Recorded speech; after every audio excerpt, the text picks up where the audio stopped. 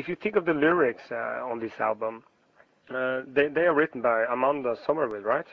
Mm-hmm. Yeah. Yeah, but how did you and work to create the songs, to create the words that dress the music, as well as kind of, when I read the lyrics, I feel that it is about you, even though she wrote it. So it is about your own system overload, if you see what I mean. Yeah, definitely. You know, something like that can only be done if you are really good friends.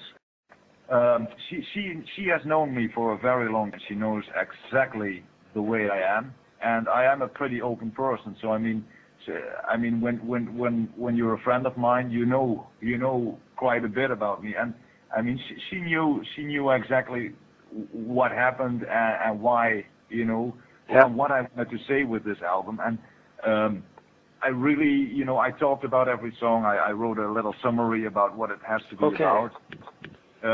So she knew per song topics, you know, what has to be in it.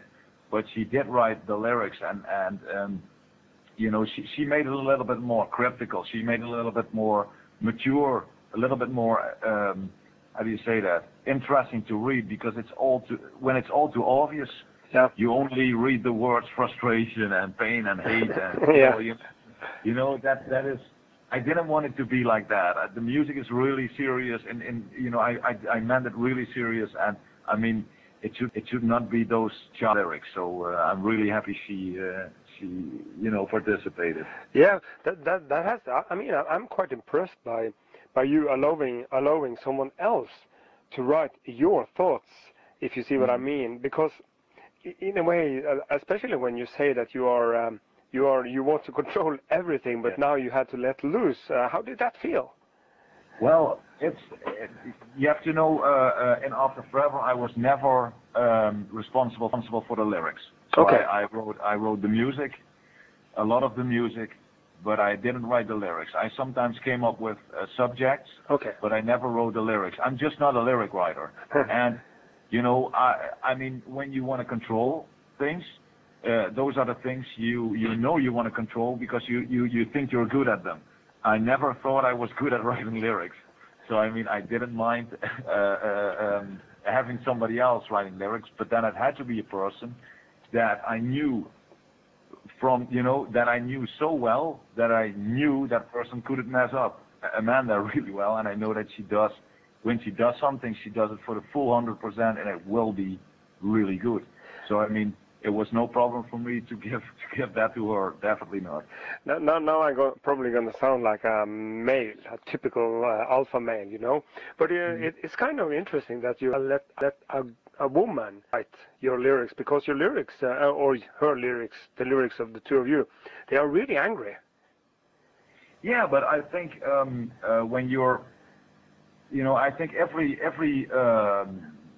man or woman has certain emotions. Yeah. And obviously, a woman deals with those emotions differently than a man most of the time.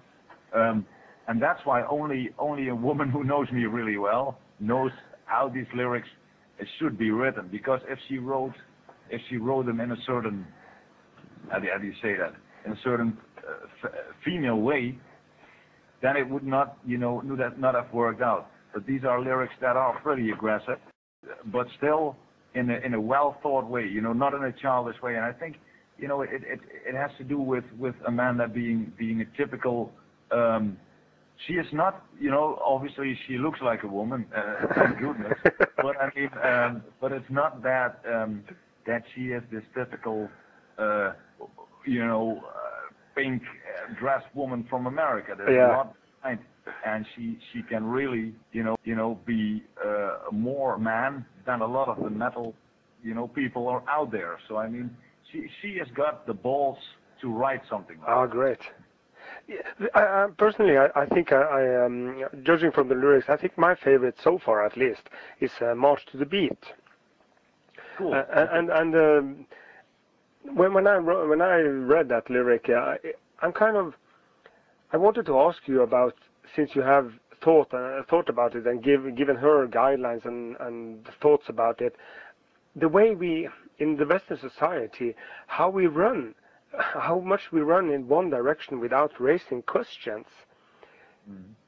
You mean, I mean, when I write, when I read the lyric, it's about like march to the beat of the masses, and it's like, is this an observation, or is this that you don't want people to march in one direction, or what is the point there?